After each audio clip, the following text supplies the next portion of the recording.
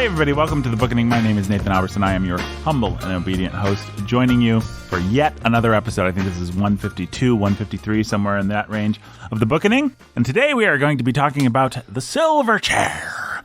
Silver Chair. A book about a marshwiggle and a couple of humans who go on an adventure. It's got some overseas. Some pirates. That's the Dawn Treader. That's the Dawn Treader. You missed it there. You missed it there. Yeah. They're more guidelines. That's my favorite They line go from into the cave. Pirates of the There Caribbean. may be treasure in those caves. There is treasure. There's jewels you can drink. Jewels you can drink. Are the new listeners gone? Are they gone? Okay, good. Good. All right, I hear guys. the door closing. They're gone. They've ripped their earbuds out. Let's talk about The Silver Chair. My name is Nathan Aaron Albertson, your humble and obedient host. We've got Brandon Scott Chastain over there. We do. The scholar who's a baller of reading. Perhaps. We're in a nice gingham style. Is that what we say that is? Yes. Gingham? It is a gingham. Gangham. I don't know. He's a scholar who's a baller. I Brandon. didn't even know I was wearing gingham. This is your... The calico and the gingham cat. The calico dog and the gingham cat side by side on the table sat. Are you having a stroke? No, this is a poem I remember from childhood. Well, Brandon, if people are listening to the podcast for the first time, I'm kind of like the guy that hosts the podcast. You kind of are. Kind of like that. I resemble that. Brandon, he's got a brain the size of Jupiter.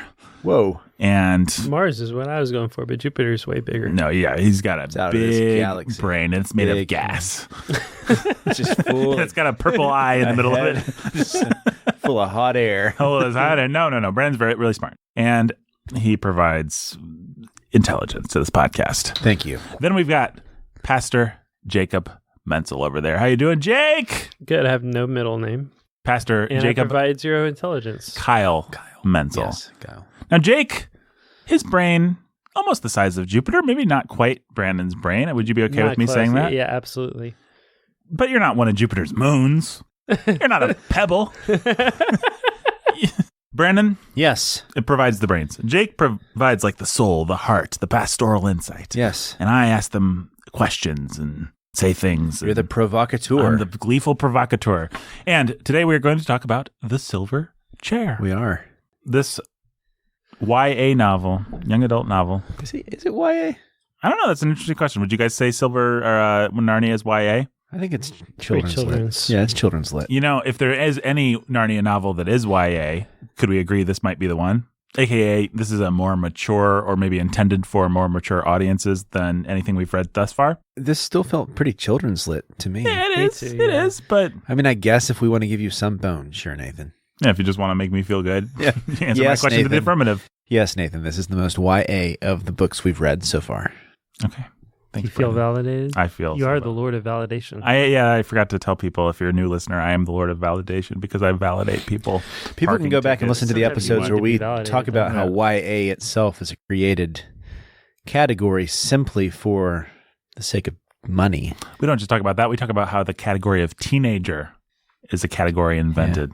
And how certain people have taken advantage of that to create a whole career for themselves. Mm-hmm. Listen, guys, there's a lot to talk about. J.K. Rowling thinks this novel is sexist. And this one here, Yeah, so we got to talk about that. But let's not talk about that first. Let me just. does she give a reason? Yeah, she does, and we'll get into it. Oh, I'm curious. I haven't heard this, Nathan. This is a fact I have not heard. No, it's true. I came across it in some research today. You were doing your research. I did a little research. Yes. I forgot to do my research. I don't know what planet this represents. Well, Brennan, I'm going to look it up, let's Nathan. find it out. Well, Jill doesn't carry a map in her head, for one. You want to talk about the sexism while Brandon looks up the planet? Yeah. J.K. Rowling says this novel is sexist. Jake, do you think this novel is sexist? Oh, makes sense. Specifically. I mean, I think all of Narnia what can be was accused of interesting sexism. is that I felt like, C.S. Lewis is pretty traditional on sexuality, and he's a little transgressive here. actually. Transgressive? How so? Just the little, like, tit for tat jokes. Like, girls don't carry a map in their head. That's because there's something in it. Yeah, that's right. And then he Things like says, that. and then C.S. Lewis goes out of his way to say, I'm not sure whether this was actually true of all girls, but Jill, in fact, did not carry a map in her head or something like that. Yeah, something like She that. didn't know which direction east was. Right. Or whatever it was. No, it's because there's any number of action. Every time there's an action scene, it's like Jill huddled in a corner and tried not to cry or hurl or do anything stupid. Right. While Eustace grabs a sword and does something useless. And stupid. Yeah.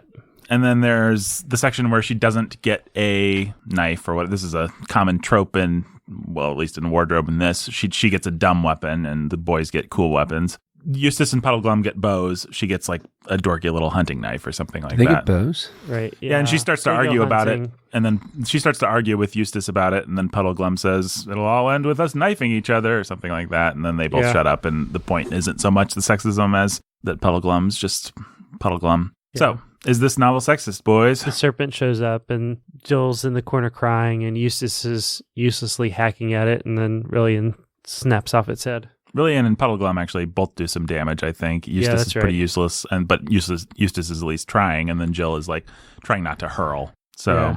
I've actually seen this before. We used to have, this is funny, a funny memory. We used to have a dictionary of Narnia. It was like this reference book of Narnia that I owned growing up, and it had an entry under the S section called Sexism in Narnia, and it talked about all the sexist tropes, and it talked about how in the last battle, Lewis actually allowed Jill to fight, but that all through the other books, the women weren't allowed to fight, and it specifically called out Silverchair for having this serpent situation where Jill does not avail herself Of her strong arms. Yeah. So sad. If only we had Hermione. Because, it's not like the novel began with Jill in a corner being bullied and needing to like grow. And it's not like in Harry Potter, whenever you have feats of strength that are needed, the men are called on. And yet when you have strength of mind that's needed, you have the women that are called on. I mean, it's not like there's a delineation even in J.K. Rowling's stupid books. Brennan, are you being sarcastic and saying there is a delineation? Yeah, there is a delineation. If you think back to Harry Potter, when there are feats of strength that are needed, the men are never called Hermione. on. Yeah, it's never Hermione. And yet when her wits are needed, it is Hermione. So even there, I mean, J.K. Rowling can get her head out of her Clouds. Get her head out of her clowns. This sort of criticism, when it doesn't, especially when an author's criticizing another author for something they don't even follow, Right. it's really frustrating. Well, with Rowling, I always get the impression she would love to actually be conservative, but she knows she can't. I don't know. That's just me reading between the lines. No, But I think you're right. I mean, she likes the family unit. She likes to build stories around dads and moms. because there was for example, there was absolutely no reason to say Dumbledore was the sexuality she eventually assigns him, right, until her politics demanded it. That's absolutely right. So that's just so pathetic. It's pathetic. This is not a Harry Potter episode, though. No, but still, we've done plenty of those. all that to say, what's good for the goose is good for the gander, right? Sure. Isn't that the statement? That's the phrase. So, yeah, her criticism doesn't hold water there. So you're saying this book isn't sexist? What is sexist, Nathan? I don't know, Brandon. I don't know, Bill Clinton. It's just a false It's a bad question. thinking. That is a bad question. That's, yeah. Well, why, guys? The listener wants to know. Sexism is a category of thinking that was invented by people who wanted to attack traditional and biblical understandings of sexuality. And so they made an ism out of it, and they use isms to claim a moral high ground that isn't theirs to claim. Every time somebody says an ism or an ist, sexism or sexist, I cringe, I hate it implicitly. And I don't care when we say it. I still think it's something that we should never say. Sometimes it's handy shorthand for talking about something, but Even the shorthand I despise. I know what you mean. So there you have it. There you go. C.S. Lewis does acknowledge a difference between Jill and Eustace and everybody. And if you don't like that, then You don't like the way God made the world. you don't Mostly. like the way God made the world. Yeah, you've never been in a house at night when there is a loud noise with a man and a woman inside of the house. I mean, that's true, right? There's a loud noise. The man jumps out of bed and grabs the nearest weapon. Mm-hmm. The woman says, "Honey, did you hear the loud noise?" do something. Yeah. Ah! Like it or not, that's across the board here's what thing. you're going to find. You don't even need to be in a house with a man and a woman. You can be in a house with a man, and there's a loud noise.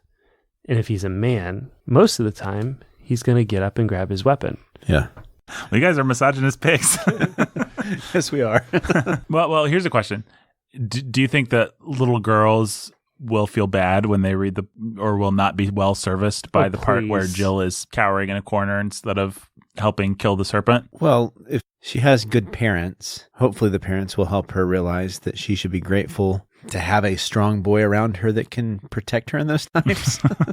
Or a dad. I mean, it's or actually, a dad, it's actually the dad figures that do a good job. And Puddleglum is kind of the dad figure here, right here. Puddleglum's the dad figure, and Rillian sort of is too. By that point, yeah. I mean, in that sense, it's really great. What you got is a couple dad figures being effective, a boy doing daddish sort of things, but not really knowing what he's doing, but flailing around at doing the right thing. Mm-hmm. Yeah. There are a number of times in the course of that book where it's like, Puddleglum or Rillian are very concerned about protecting Jill. Mm-hmm.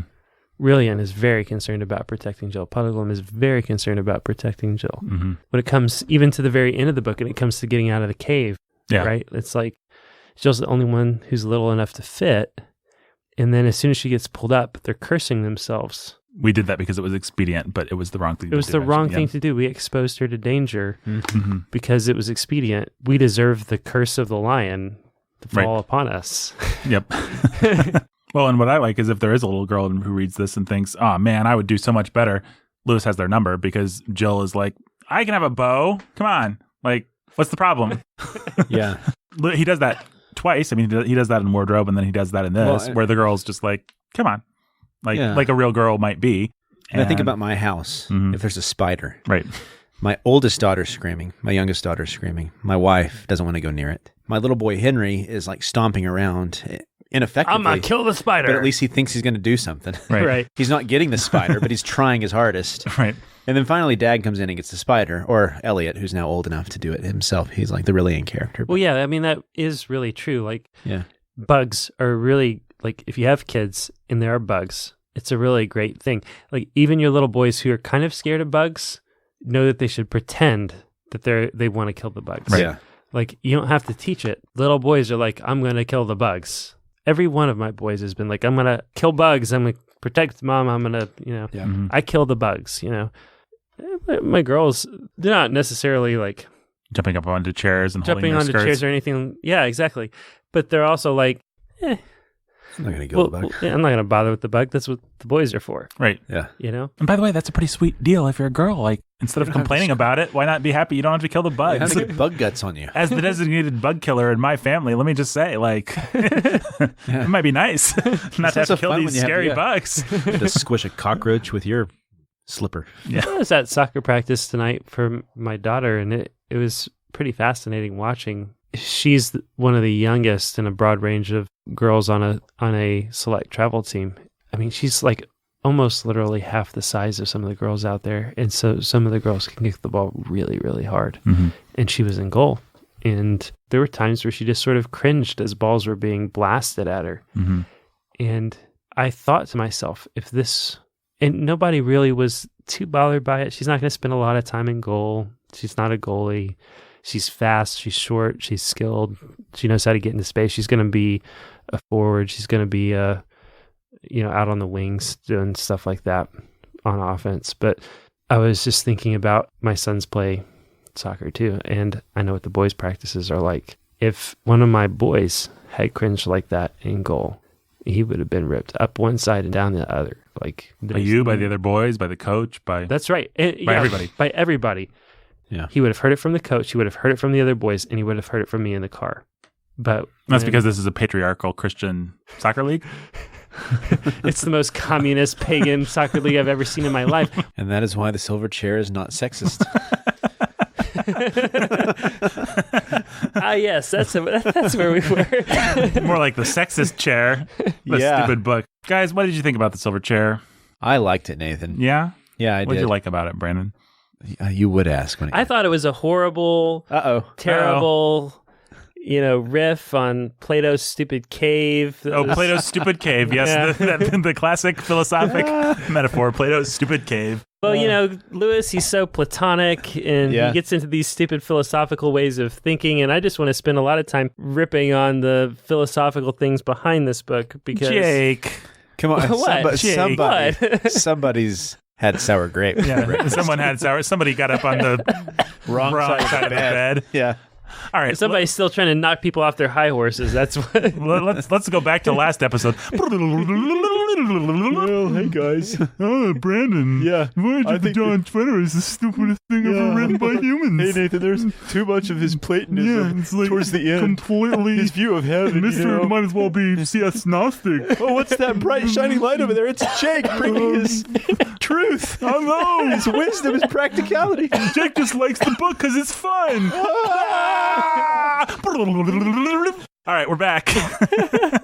Jake, are you trying to take revenge on us for what we did? And what by we, I really mean Brandon. Yes, I am trying to take. Fair revenge. enough, Jake. Not Nathan. Because I have prejudices against things that make me feel claustrophobic. Yeah. Okay, well, let's talk about baggage then. So, Jake, I'm getting the. Did you like this book when you were a kid? What's your baggage? What baggage did you bring to the Silver Chair? It was Jake? not my favorite book as a kid. No.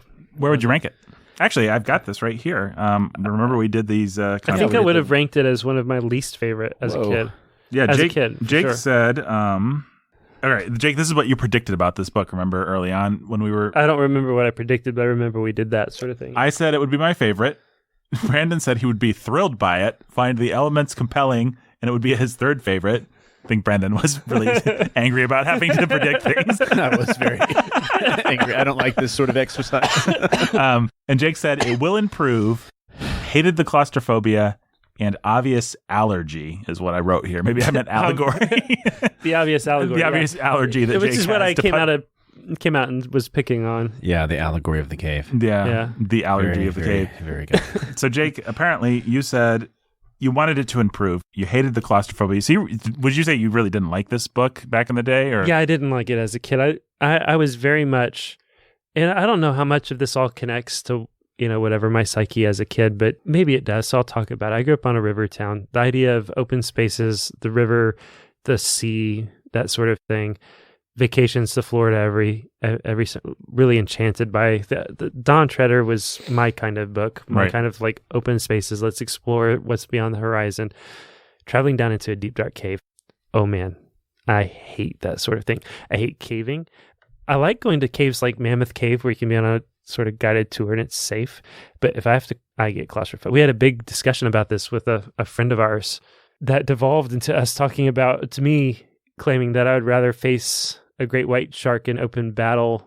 Well, I think our friend actually brought ocean. this up because that was part of this discussion. He said, because you said you're stuck in a cave and you read stories like, old stories of people that died in caves because they got stuck the wrong way. Yeah. I remember a story of a guy who people knew he was down there and they could go down there to see him and talk to him, but they couldn't get him out because he had just gotten himself stuck and he died. And I remember being horrified by those kinds of stories as a kid. Yeah, absolutely. And I've never done any kind of, what's the word? I'm sure there's a word for it. Spelunking. Well, but there's you can go to places that have already been explored, but then there's also so-and-so has a cave on his property. Let's check it out kind of stuff, which Brandon actually has some caves on his property. Jeremy does. Brandon, the Dark-Hooded Lord of Death, has some scary caves. And I would never dream of going into those. I find the whole idea to be claustrophobic and scary and terrible. Yeah. Well, and our friend said, what if you were in the ocean and a great white shark was attacking you? The inevitability of death is the same. Isn't the terror level the same? Aren't we talking about equivalent things? The answer is no. It's the not answer is equivalent. Absolutely not. Because the fact is, in the open sea with the shark, there's hope. There's a fighting chance. If you are caught, you're not moving tons of rock and earth. Mm-hmm. It just is what it is. And it's over. And you have to sit there in the darkness by yourself while you deal with the reality that you are stuck. You cannot move. It is over. But with the shark, even if statistically there's less of a chance, it feels like there's a fighting chance. Anything can happen. You can punch the shark in the gills. A dolphin from Flipper can come and punch the shark in the gills. Flipper has sent this dolphin. Especially Flipper, yes. Something can happen. A thing can happen. Lightning. That distracts the shark. A meteor. Yeah, anything can happen. Like you can fight, you can swim. Something can distract the shark. Things can happen. Mm-hmm. There's possibilities and hope. Give me the shark at sea, but don't trap me in a cave with no hope. And nothing but utter darkness. Give me despair. the shark at sea. Don't trap me in a cave without hope. You could always cut your own arm off. Did you see 27 Hours Later? I've never seen it, never wanted to. That kind of thing has always been horrifying to me. You get down to that nerve that you have to cut. Ooh. Yeah, that would suck, Brandon. No. Let's just Listen, it's not about. I'd rather the shark bite it off. And it's not about the reality either. It's like for example, planes are statistically so much better than driving. But would I rather die in a car crash or a plane? Of course, I don't want to go down in a plane. But are you going to be able terrifying. to drink Juuls in a plane? Come on, man. What are you talking about? Are you going to be able to drink Juuls anywhere? No, this is a shark is not going to offer you Juuls to drink. How are you trying to contribute to this conversation? I actually don't know. Spookoo. Yeah. Baggage. That's what we're talking about. Yeah. I never appreciated. Jake told me to shut up. You deserved it. I did. And I never appreciated. It's still sound that I hear from you, Brandon. So let's try and be a little bit more shutted up. Why do I feel like the one who's being silenced here? So baggage. Yeah, I never appreciated spending a whole bunch of time in a deep dark cave. I didn't like it. I find it claustrophobic. I find that in and of itself horrific. Mm-hmm. If you wanted to say, if you wanted to make your young adult case, the way to make it is that this is, of all the Narnia books, this is the horror novel. Mm-hmm. There's a strong case to make for that. And the cave is a big part of that. Right. The creatures that appear out of nowhere, the armies in the darkness, the terrifying things that you can't see or hear, things like lurking around the corner, the serpent, all that stuff, the lights going out on them. Horror novel. Right. So it at least has the most horror elements in it. Maybe that's part of what I didn't like, but I was pretty acclimated to young adult horror. Right. At the time I read this sort of thing. Goosebumps. Fear Street. Thank you, R.L. Stein. So I don't know. There was that, and then there was, I remember thinking that the cave stuff was really on the nose. And I don't know why, with all the other on the nose allegory in Narnia, the cave stuff struck me as being really on the nose. But to me, the kinds of things that were going on in the cave, the whole point of the cave felt really contrived as a kid. Yeah, as a kid, it felt contrived. That's interesting. And I didn't like that either. And maybe the reason it felt contrived is because I just didn't like caves, and I didn't like the darkness, and I didn't like feeling claustrophobic. So I was just ready to not like it and see through it and refuse to suspend my disbelief. That's possible. But I was only, 8, 9 when I read these for the first time? I remember more about how much I didn't like the Silver Chair than I remember what I liked about other books, except for how much I love the Dawn Treader. And I think I read them in the proper order. I read them back to back, and I think it was maybe as much the contrast as anything. Right. So I don't know. So that's the baggage that I brought to the book. I'd reread it, and between being 9 or whenever I read it and now, and I think appreciated it more and liked Puddleglum, and also saw the utility of the central allegory. Yeah. How many people are taken in by the idea of, I see, what a pretty little game. You've seen a lamp, and therefore you've imagined a bigger, brighter lamp and you've named it the sun. Mm-hmm. Oh, you've seen a cat, and you've imagined a bigger and stronger and scarier cat, and you've named it a lion. What a pretty game. All that sort of thing. I can't explain why that felt clunky and stupid as a kid, and why as an adult. Maybe it's just as an adult. Maybe there was something about it as a kid that I, in child logic, understood to be wrong. Whereas an adult, I see how many people are taken in by the stupidity of that kind of argument. Right. Yeah. But I don't know. Maybe like The Witcher was being obvious, maybe. Yeah. Yeah, it is a weird thing in that as a reader, as a child especially, you can't really put yourself in the shoes of the heroes because there's an Narnia. You've read a bunch of books about it. Yeah, there's a sun, all that. You're not for a moment fooled by the witch, so it's somewhat unique in that. Yeah, maybe that's really what it is, and I'm giving myself more credit than as a kid, as a child reader, than I deserved of just like, there really is a sun, duh. Maybe that's all I was really feeling. You could imagine, like, if C.S. Lewis tells you it's the greatest Turkish delight of all time, then it's like, well, okay, I guess it was some pretty tempting Turkish delight. Mm-hmm. But if some lady's being like, there is no sun, it's like, there kind of is. I'm reading under by its light right now. Yeah. Did you bring any particular baggage to this book, Brandon? No. All right. Asked and answered. I brought the baggage of the BBC production, which had Tom Baker played Puddleglum, and he is a very famous Doctor Who, if people don't know, which probably no one listening to this does. Yeah, the scarf guy. The scarf guy, yeah. He's like before the current run of Doctor Who. Nerd. Yeah, well, I don't care that much about Doctor Who, but I know about these things because my life is that empty and pointless. Tom Baker is like everybody's favorite Doctor Who before the modern Doctor Who, like of the old Doctor Who. He's everybody's favorite. Before Scrooge McDuck was Doctor Who? Yes. Well, before Who's Scrooge McDuck? David Tennant. David Tennant. And David Tennant's. this book was always one of my favorites. And I guess we can say I was always the horror guy, so maybe I liked the more horrific elements, but I really liked it. I think what I remember about it from a kid was Puddleglum rocked. He was really funny. I really liked him. Tom Baker in the movie played him, and he did a really, really good job. So that was probably actually the game set match right there. Was obviously, to my mind, the best Narnia character. I don't know that I think I actually probably would still agree with that. But certainly as a kid, I just thought Puddleglum was hilarious. He kind of expressed my point of view because I was always a little bit more depressed and cynical than all the kids around me. That was kind of my shtick. And so Puddleglum or Eeyore and these kinds of characters were my favorites. And Puddleglum was great. I mean, he's the best. And he's just, the fact that I remember watching the movie, which has all the dialogue. It's like Narnia pretty much transcribed into BBC movie form. It's one of those really close adaptations. And what was nice about it was, like I said, I had all the dialogue. And so I just remember my dad thinking Puddleglum was hilarious. The part where he says the other Marshwiggles think he has his head too much in the clouds and he's too happy-go-lucky and all that stuff. I can still remember my dad laughing at that. And reading the book again, I still really loved Puddleglum. He's great. He's one of the greatest creations of this series. Yeah? Yeah, I think so. Well, defend yourself. Defend myself. Yeah.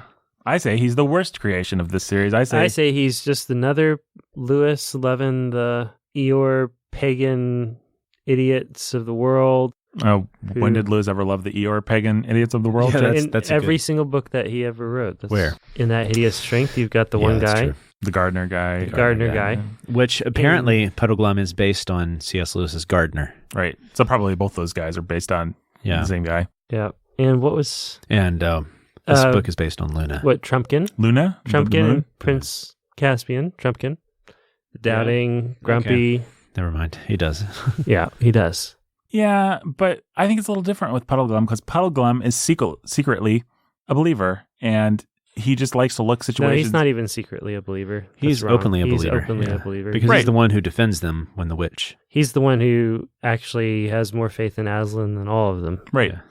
And when Puddleglum is given the mission He's just a good escort Southern the kids, Baptist. he just wants to do it. Yeah, I mean, I really think that's the way you have to think about Puddleglum is he's just like a dude that just does what he's told, and he does what he's supposed to do. He's just gloomy about it. He's just like, well, this might end in death, but you do the right thing whether it ends in death or not. He is the treasurer of a Southern Baptist deacon church. Right? He's a treasurer of a Southern Baptist church, head deacon. Right.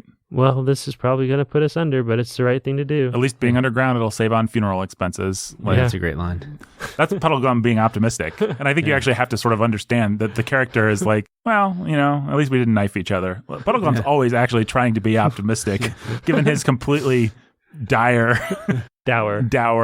horrible reading of the situation, of every situation. He always says the optimistic thing. You have to actually understand Puddleglum as an optimist. And I think you actually have to understand your average Southern Baptist deacon. Well, that's what he says. You always got to look, he repeats that sort of thing a couple times. You got to look for the good in things, right? Yeah. Right. And if he was just Eeyore, if he just always said the opposite of what was true in every circumstance, he wouldn't be that great of a character. And I think in the first chapter or two, you're supposed to think, oh, okay, this guy's just a Dickensian, over the top guy that just always, like, his character trait is he's always gloomy. But then he's constantly right where Jill and Eustace are wrong, where they want to give up and just go to the giant's house. Puddleglum is like, let's not do this. Yeah. And then he has the sort of nobility, or I don't know what you want to say about it, but when they get to the giant's house and he's like, this is a terrible idea, but we're here now, so let's ring the frickin' doorbell. Like, we're not...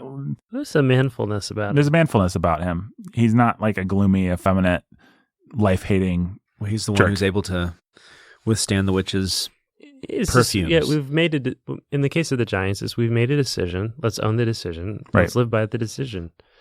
For better or for worse, right or wrong. This is the decision we made, so let's do it. Right. Yeah. And he has that sort of mentality of he's sort of like, he reminds me more of Soren Kierkegaard than of any of the. I mean, I know it's a weird thing to say, but and not to get all.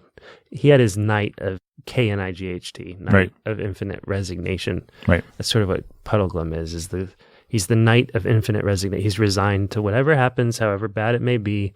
He's just going to do the thing. And he's resigned to it being the worst possible outcome at every possibility. But so there's this thing that I was going to say my girlfriend, but my wife, I guess now, hates, which is I always say, she really doesn't like this, but I always say the worst thing that could possibly happen is you could miserably fail and die. And to me, that's actually an encouraging thing to say. Like the worst possible thing that could happen in this, she's going into some situation she's nervous about. I say, the worst thing that could happen when you give this speech is you could fall off the podium, break your neck, and die.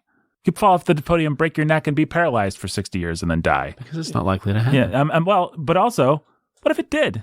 God is in his universe. You know where you're going. Like, who cares? I mean, when you take the dour cosmic existential view, it's actually quite helpful. In my mind, at least. Like, I sympathize with Puddleglum. The worst thing that could happen is we could all die, and at least we'd save on funeral expenses. Like, I can actually track with that character. I don't think it's a Dickensian conceit. I actually think there is a kind of person who says, okay, well, the worst thing that could happen is this, but that actually enables us to take a step forward. Yeah, well, it's like if you ever saw Band of Brothers, there's the one character, and he's a terrible character. He's a wicked man.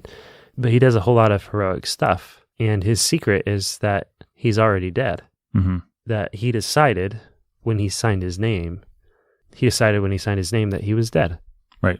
And that he would live from then on while he was in war as though he were already dead. I'm already dead. Therefore, I have nothing to lose. Right. And so he does some heroic stuff because he's already dead. What does it matter if he dies? Right. That was a really helpful metaphor for me in a certain way. When I watched that of the Christian life, we died. Our life is hidden with Christ in God. We're dead. It's over. It doesn't matter what happens to us. To live is Christ, to die is gain. To live is Christ, to die is gain. We're dead. We died. Our life is hidden with Christ in God. We're dead. It's over. The worst that can happen is that we'll die and be with Christ. So who cares? Live for Christ, right? And the Apostle Paul makes that really explicit when he's like, if I hang out here, I get to help you guys some more. That's great. If I die, I go to be with Christ. I can't decide which one would be better. Either way, I win. Yeah, win-win. Yeah. There's no losing here. Right. Because I'm already dead. Puddleglum does not rejoice in that the way that he should, the way the Bible calls us to. No, he is a Dickensian grump. But the reality of it, embracing the reality of it, does enable him to be heroic. Mm-hmm. And embracing the reality of that as Christians enables us to be, dare I say, heroic, and to rejoice in the process. Rejoice while we're being persecuted. Right. Why? You win. Right.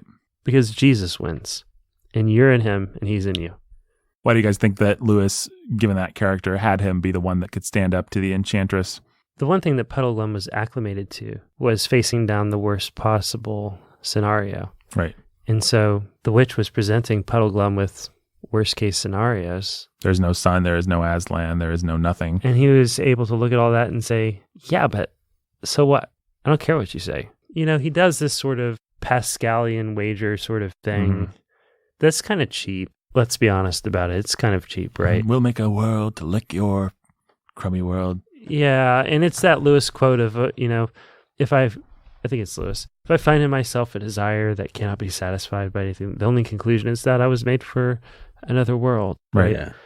The world that we've fancied and imagined is better than the world that you have to offer. So even if it's fake, we'll believe in it. Right. Screw your stupid little world. There's a lot of stupidity in that and foolishness. But there is something right and good and true as well, which is that, no, the one thing that I know, you may have confused me about what's true, but the one thing that I know is that you're lying. Right.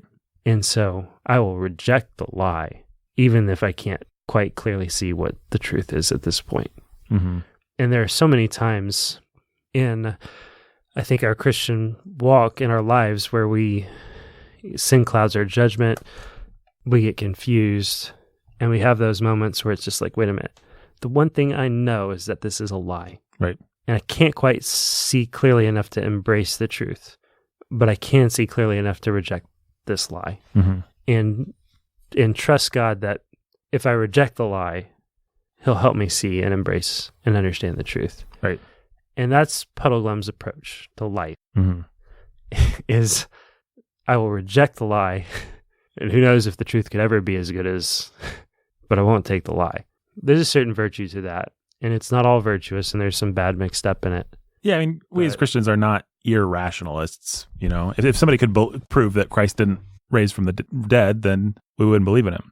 But he did, and so we do, if that makes sense. You know, in other words, it's not just Pascal's wager. It's not just, well, Christianity seems better than the alternative, so I guess I'll believe in it. Right. No, it's the Holy Spirit testifying in our hearts that these things that are whole true. garbage, that really is garbage. And that's a lot of the garbage that people talk about. Mm-hmm. Like, and it's very Lewisian, actually. The idea of, even if none of this is true, it's what's best for human flourishing, and therefore nothing is lost. It's only gain if I embrace this. And if it turns out there's no God, then I will have lived a full... You know, the Apostle Paul says, if there's no resurrection, We are all men most to be pitied. Because we're taking up our crosses. Like, if there's no reward, then That's the Christian life. this sucks. Yeah. Like, Yeah. that's not, we are of all men most to be pitied. If you cannot say with the Apostle Paul, if there's no resurrection from the dead, I am of all men most to be pitied, then you've not begun to live the Christian life, and you should not call yourself a Christian. You need to repent. If you really don't believe it, you should be eating and drinking and being married, because why Tomorrow would you? we die. Yeah. So as a theology lesson, I don't like that section with Puddle Glum, but as an existential rebuke to a dilemma that we've all had, I love it. Because I've been there. I've had that moment where, you know, what I'm really thinking of, maybe this is too graphic for our listeners, I don't know, but what I'm No, really... I think it's the clearest, easiest thing to talk about. You know, what I'm thinking of is being a younger man and being really tempted by pornography and even giving into it. And sometimes when you're doing that, when you're in the midst of that sin, wow, this feels great. And sure, it's a shabby little pleasure, but it's the pleasure that I have. And right now it feels so much bigger than the pleasure of knowing Christ. You know, it's like sitting under this lamp and getting a little bit of light seems to be illuminating a lot more than this mystical sun that I've heard so much about, S-U-N. That I can't find my way to. That I can't find my way to. And in those moments, you have to be Puddle Glum and say, there's a sun. And you have the idea of the sun, and it's because you know there's a sun. And look at this lamp. It's a shabby piece of crap. You have to be like Christian in Pilgrim's Progress, plugging his ears, Yeah. and saying no, which is what Puddle Glum taps into that exact same thing. When he starts stamping on the fire, it's no. The only thing I know is no. So no. Well, what lends credence and dignity to even what's kind of crappy Life, about that eternal is life. him shoving his hand in the fire and just saying, Jesus, Jesus, basically. I mean, Yeah. and I think we've all, if we're Christians, we've actually had those moments where it's just like this shabby, pathetic thing seems like the real thing. And all the things that I know that are true seem like the fake thing. And so I just say, life, eternal life. Jesus, help me. Yep. And then I remind myself of the real reality. And so it's a powerful moment. And you have to love Puddle Glum for it, even though you can't quite love C.S. Lewis for constructing it the way that he did.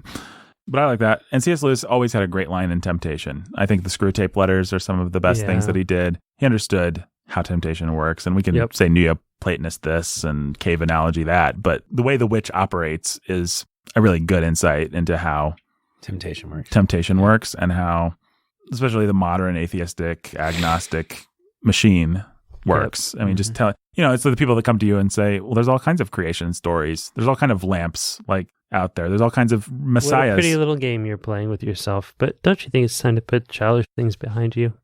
And, I'm like to think of myself as a Christian who's got a little skin in the game, but I can still be pretty flipped out by that kind of thing. I'll think, gosh, wow, it is pretty crazy that there's so many Messiah stories out there. I must just be believing in the one that makes me feel good.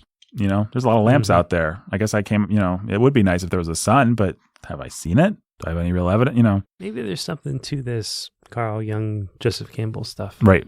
Yeah. Jesus is what we needed for a while to better ourselves, but actually we don't need him anymore. Just like, the Dufflepuds need a fallen angel, a demon, a fallen star to guide them until they can handle Aslan. Who knows what's beyond that? Yep. Yeah. Well, okay, so that's Puddle Glum. I want to say one other thing about Puddle Glum, which is I think he's really funny. I laughed at him as a kid, and I laughed still at him like this time, yeah. I mean, he really is funny in the same way that Eeyore is funny, which Eeyore is one of my favorite literary characters, and I love when... But he's funny because he kind of takes delight. We hated A.A. Milne, remember? Oh, yeah. We hated A.A. Milne. Eeyore sucks. The devil. Eeyore is... We hate A.A. Milne and C.S. Lewis. Yeah. We want to Never burn them forget it. both. Their effigies are burning We'd like to dig up their bones, grind them into a milkshake, and then have Brandon eat it. Yeah, that's what I do. I eat the bones. He doesn't of even C.S. drink Lewis. milkshakes. He eats milkshakes. Yeah. Yeah, I gnaw on the bones of C.S. Lewis and eat A.A. Milne every day. Yeah, that's what he does. That's all I do. I don't eat anymore. Yeah. I ate their bones. Right. Yeah.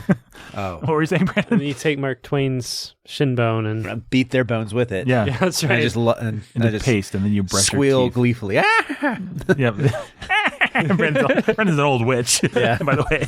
What were we saying? Yeah, you were saying something. I said Puddleglum was funny, and then you said, and then I started to compare him he's to not Eeyore. the same as Eeyore because he actually, I think he takes a sort of delight in some of his observations. Eeyore does, or Puddleglum? No, Puddleglum does. Yeah. Like he enjoys some of his realizations about the absurdity of these situations. Yeah, I think Puddleglum is one of those characters that's a little bit meta. Like he can actually kind of comment on the story a little bit, and the author can use him a little bit like Michael Crichton used Ian Malcolm in the great novel Jurassic Park to make points that he wanted to make about. I don't remember the part in particular, but there's one thing where he makes an observation, and it's almost like he's smiling while he makes it. Yeah. Like if this were to happen, it could happen, kids. Who knows? Right. He's a little bit tongue in cheek. Yeah, he is. And I personally, I like it when, Jane Austen's my favorite author, right? I like it when authors... Are when you serious? Yeah. Since when? What? Yeah, I kind of like her. Oh, Because I like Texas so much, in Austin, Texas. I thought J.K. Rowling was your favorite. Well, author. she's right up there. rolling. Rolling. I just like that you can tell that C.S. Lewis likes Puddleglum. Rowling and Ernest Klein And Jane Austen and Jane Austen. And what's Witchface's name? She wrote Wrinkle in... Madeline yeah. Lingle. Yeah, Madeline Lingle. Miss, I Lightning. tried to publish this book 27 times. Yeah. And for some reason they said yes. Curse you, number 30. Perseverance overrated. Yep. Yeah. Perseverance, very overrated. One of my personal favorite episodes of the Bookening, us trashing Wrinkle in Time, by the way.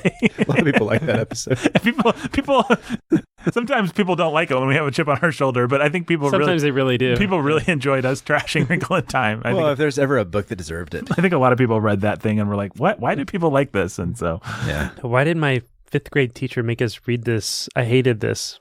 yeah. We could probably do the same thing with Johnny Tremaine, and Johnny Tremaine might turn out, if we read it, to be a great book, but if we trashed it, people would still love us for it. Because everybody under the planet, of our generation at least, had to read that stupid thing. They had to read it and they hated reading it.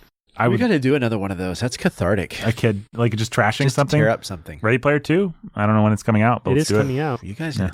I'm going to defend it, though. Yeah. Yeah. And make Brandon denounce Tolstoy in the process. Brandon. No! Cotton candy If you are going to dislike Ready Player 2, man, you can't like Yeah. Tolstoy. I'm going to find a Only way by to make spitting it on happen. Tolstoy can you. Tolkoi. Tolkoi. Listen, Puddleglum's great. I want to say something about cave stories, Jake. Listen, there's If a I wanted to be a devil's advocate, I would be like, you know what Lewis did? He read Tolkien and was like, you know what was cool? The marshes and the mines of Moria. I'm going to just take those two things, but then I'm going to use Plato's cave thing, and I'm going to make an allegory out of it, and it's going to be awesome. yeah. If Lewis was a 13-year-old I like thinking of Lewis. Presbyterian poser, then sure, that's exactly what Hey it guys, guess what I'm going to do? I took some fawns and I put them in my story. And there's naiads and dryads. It's awesome. Oh, he's drinking his macchiato at the Christian coffee shop. Yeah. All right, sorry, you're going to defend All Moria. right. So Does every town have a Christian coffee shop? I don't know. yes. Bloomington does, the poorhouse. Yeah. Listen, Which is the odd spot where every professor wants to meet with you at the poorhouse. Like the Have you- non-Christian prayer for have you ever heard of Boonville, Indiana? yeah. I don't know that there are any people that live in Boonville, but I remember going to concerts at the Christian coffee shop there. So weird. Yeah. There are Christian coffee shops all over Fort Worth, and they're always started by these posers. If you're a Christian coffee shop owner, then you're the exception to what Brandon's saying. If you're listening to the Bookening, yeah. Yeah. Well, if you're listening to the Bookening, you probably truly are, but Now, if you're about to give us 1 star, then you're exactly what we're target. talking about. Yeah. Listen, I've always liked horror stories, but horror is all about drawing back the curtain on something scary, letting you experience it, and then throwing the curtain back up. So modern horror, a lot of times, is what they call body horror, where it's really graphic and about this is gore. which is just gore. I've never liked that kind of stuff. What I like is the kind of creepy, like, what if a headless horseman came after me? I'm not going to pretend like I didn't get into some darker stuff in my dark emo teenage years and all that kind of stuff. But now what I like is just like spooky stuff. And spooky stuff really doesn't even draw back the curtain. It just kind of kicks it for a minute. And then you see something kind of spooky and you are like, oh, that's what's behind the veil, and then it closes, and you don't get to stare. You just get a glimpse.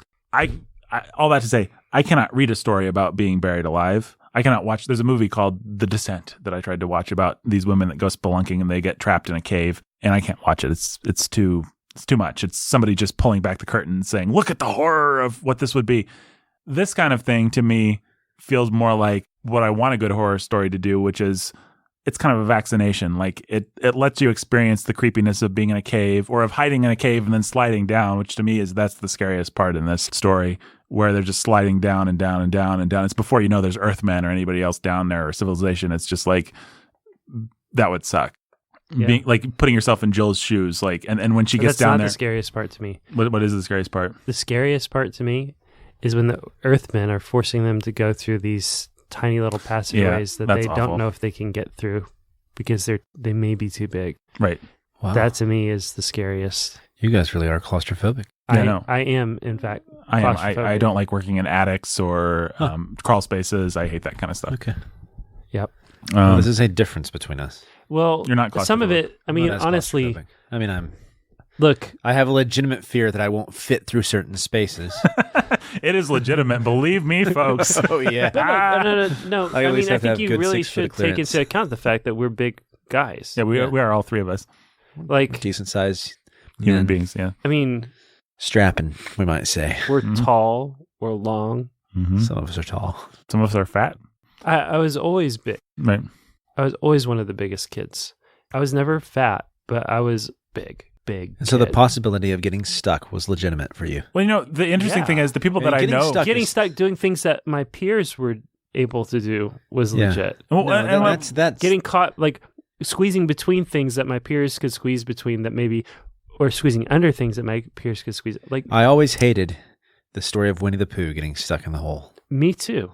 Yeah. there you go. That's horrifying. I don't That's like- understand why that was a I was good like, that sounds story. like the I would worst have thing. I would have thrashed myself to death trying to get out of that before I starved myself slim enough to slide through. Like, Yeah. And this is not us hating on A.A. Milne again. no, No. this is personal. Yeah. We're saying he's a I great recognize horror that there are writer. people like this conversation we were having with this other guy who's a pastor. Who just like- is let us say a smaller, lankier dude. he is, And a lot of the guys that I know that like to go caving and stuff are they're actually like that, right? They're all like thin, small, smaller dudes. Yeah. lanky guys. Yeah. And well, but I just like maybe just yesterday morning because of this conversation. I'm 35. I've got some good self-control now, but I knew I was recognizing the signs of a panic attack. Mm-hmm. Like Yeah. just contemplating. There's this awful story that makes me want to throw up. I don't even want to think about it. About some friends of mine when they went caving and they're like bent over double, wondering if they can get through these passageways and That stuck. sounds awful. That It's does just sound so awful. terrifying to me. Mhm. Like I cannot handle hearing about it, much less walking through it. I have been in some situations like that. Maybe they scarred me. Maybe that's part of the problem. But Okay. man, I'm with you guys now because I remember a story of someone we know this guy. We all know this guy. He was telling me about the joy of crawling through a cave and feeling the point where you know you can't turn around. Mm-hmm. And so the only option is to go forward. yeah, that's And if- horrifying. That's horrifying. Yeah. That is And death. for me, that's death. That's death. If I was with that guy, I'd be dead. Yeah. Because this guy's tiny. Yeah. Yeah. Yeah. Now, in defense of these guys, like what one of them said to me is like, and this is part of the really great thing that Lewis does tap into when, the caves open up and stuff. He's like, you don't know what's down there. Right. There's a world beneath your world. There's a world beneath the world that you're living in. Yeah. And there are creatures and things Right. and caverns and rooms, and you don't know. Like the idea of worlds beneath the world that you're walking on is really fascinating and exhilarating and exciting. I can understand that objectively and appreciate that objectively in the same way that I look at Don Treader and say, who knows what's beyond the horizon? Right. Well, and I think that's really when the Hufflepuffs are all jumping into the lava planet in the middle with the Hufflepuffs. with the jewels that you can drink. That's one of the coolest parts in all of Narnia, I think. That is. And it's the idea of The Hufflepuffs are jumping in with the Slytherins. well, it's the same thing. It's one of my favorite moments from the Narnia personally, but what's that? I'm a Gryffindor. I'm a Jigglypuff. Ravenclaw. But Ravenclaw all the way. Jigglypuff, yeah, Pokemon. My favorite moment in the Lord of the Rings movies is when they're on the canoes or whatever, and they go by those big statues with their hands out. Absolutely. And it just like gets at this ancient culture that like Palantir. Yeah. Well, look, down. We just did a Sanity at the Movies episode where we were talking about Empire Strikes Back, and we were talking about our favorite Star Wars movie. Right. And I said I might go back to Rogue One. Might be the first thing that I would go back to. Right. And what I'm thinking of when I say that is not the awesome Vader scene at the end. Right. I know that's there and that's part of it. But what I'm actually thinking of are the soaring over the statues of fallen Jedis. Type thing. It's really cool to just contemplate. Like, there's this whole mythology, this whole story that happened that we'll never know before the movie happened. Did I say statues of fallen Jedis? I mean the fallen statues of Jedi or whatever it was. Either way, I knew what you were talking about because I was thinking the same thing. That's exactly what I think of. Because actually, that's so cool. Right. The cinematography of those kinds of shots. Right. Like, I mean, man, that's really neat. Because I drove by people dressed as Star Wars characters today, and I had an epiphany again. Right. One that, despite our wonderful Christmas episode, I realized I don't care about Star Wars. Right. That's okay. We just recorded an Empire Strikes Back episode for Sanity of the Movies where we basically admitted the same thing. Yeah. Okay, good. Yeah. So I realized. I was like, despite being a part of Star Wars episodes, I don't like Star Wars. I don't care about Star Wars. I could go the rest of my life and not watch a Star Wars movie again, except for Rogue One. Rogue One is different. I like Rogue One. Yeah.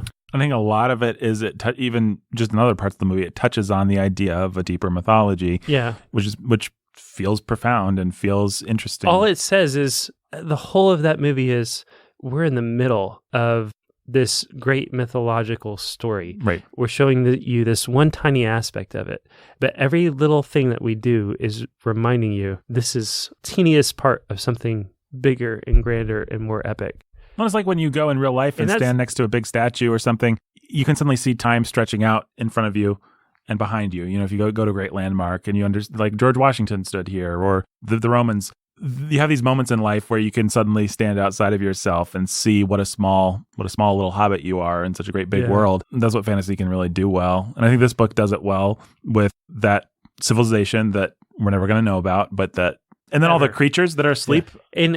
But he does say, if you get a chance and if you're ever in Narnia. Yeah, that's right. Be sure to see the caves. Be sure to see those caves. Right. And see if you can't find your way there. Yeah. Well, it's great that Caspian and Rillian have the same wanderlust for that kind of thing. It's a nice little parallel between the two books. And drawn in two opposite directions. One guy wants to go to the end of the sea. One guy wants to go deep underground. Yeah. It's just a fun little thing that he does. But I also like all those creatures that are going to wake up when the apocalypse happens, Father Time. He does a lot of nice things. He says stuff in like that, Here's all these weird things that are waiting until the end of time. Like, it's really cool.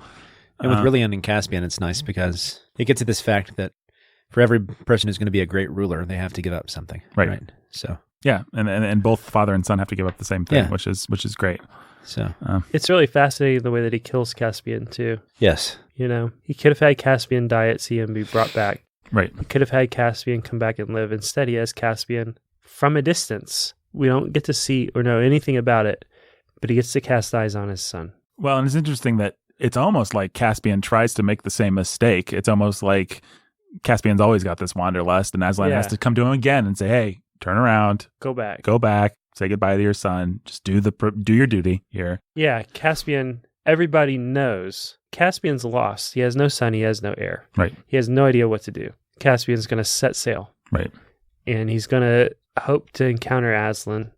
But what he's really banking on is, I'm just going to go into the Far East. Well, it's somewhat of a gesture of despair, right? It's like, my son's dead. I don't have anything left. I'm going to relive my glory days, kind of thing. It's like going to the Grey Havens. Yeah, and it's disguised, and maybe not entirely disguised, maybe sincerely disguised as, I don't know what to do. I need Aslan's help. Right. Like, this is where he needs to tell me what to do next. The last time I saw him was this way. Right. So, you know what? like, I'm just going to keep going. And if it takes me until I reach Aslan's country to figure out what to do for the kingdom, then that's what I'm going to do. Well, I actually think I can't think of a specific example, but I know in my life I've had that exact thought. Like in this cabin here, I had a religious experience. I felt God's presence doing this thing. I feel so lost right now. I don't know what to do except go back to this cabin. But it's that literal. It's like, let me retrace my steps. Let me walk down this path of the literal woods. And it's a grand gesture. Right. And maybe an immature and foolish one, but it's still a grand gesture that says, God, I don't know. Help, please. Help. The funny thing is, I think in my life, again, I can't think of a specific example, but it feels like God has actually honored those things. Maybe sometimes he hasn't. I think I can recognize the same thing in my life. Yeah. So Caspian goes, and then he actually met Aslan, and Aslan said, when you get back to Narnia, your son will be there waiting for you. Mm-hmm. So he goes back, and we see a hand raised. Yeah. So what we feel is he had time to give his son his blessing. Right. Which is great. The end.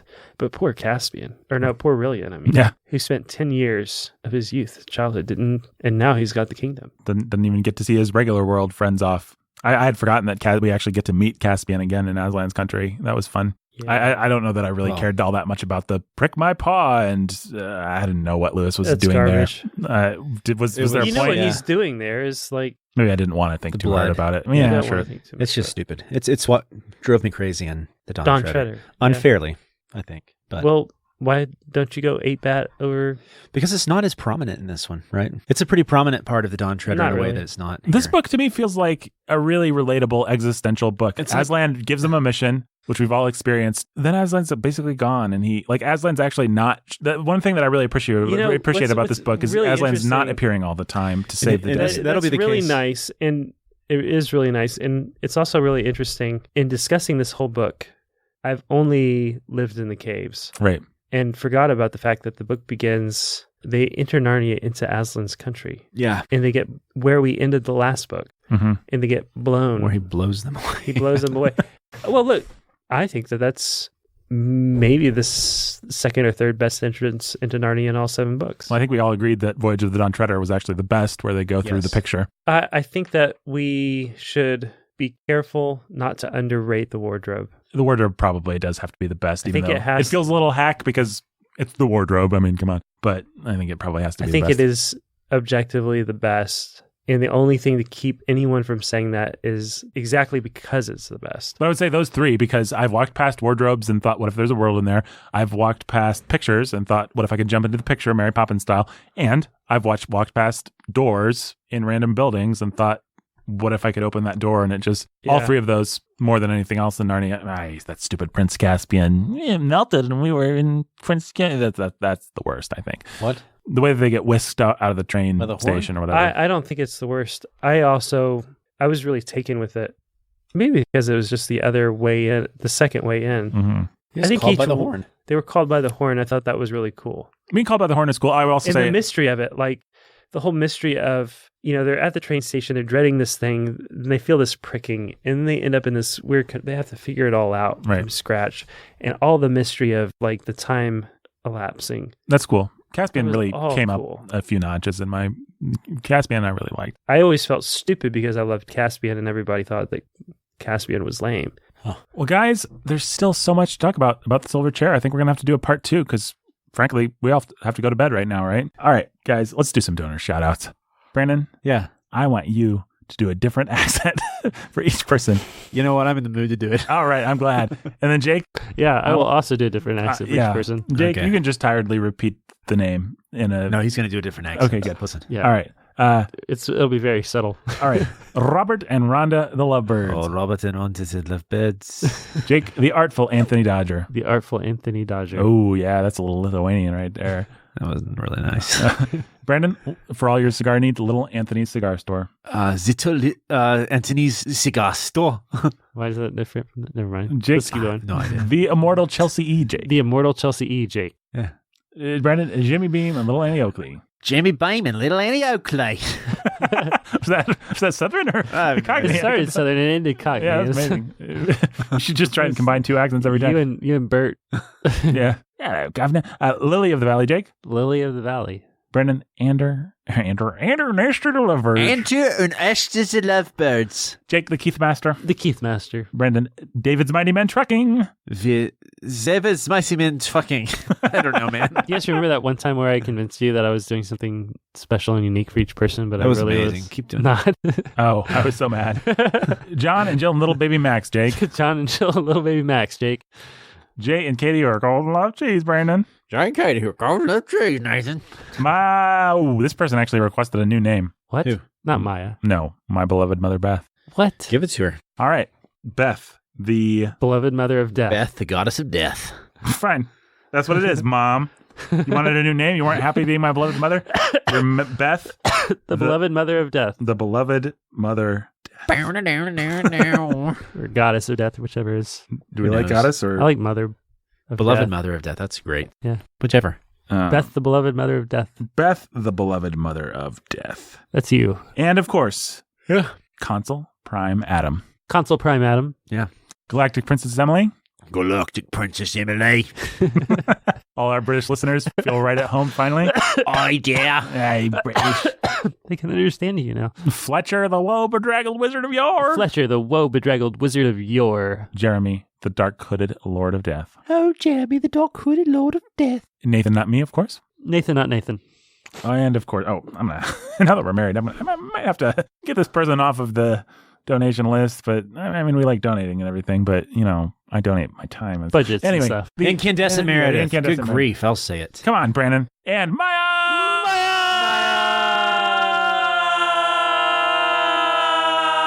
Of course, Ryan the Red Avenger and Judith of the Ladies of Justice. Ryan the Red Adventure and Judith of the Ladies of Justice. Danny the Dude. Danny the Dude. DJ Sammy G. Benny and Danny Tiberius. Hey there, mates. Benny and Danny there, Tiberius. Hey, watch out for the crocodiles. You listeners should see Brandon's despairing expression after he did that was something else. I'll tell you. That's not a knife. Eric and Catherine the Lovebird. Eric and Catherine the Lovebirds. Professor and Lady X. How do Russians sound? Professor. Oh, shoot. Professor and Lady X. Yeah, so that's Stink. the classic Russian. And of All course, your Russians are French. Dylan, the Death Dealer of Doom. Dylan, the Death Dealer of Doom.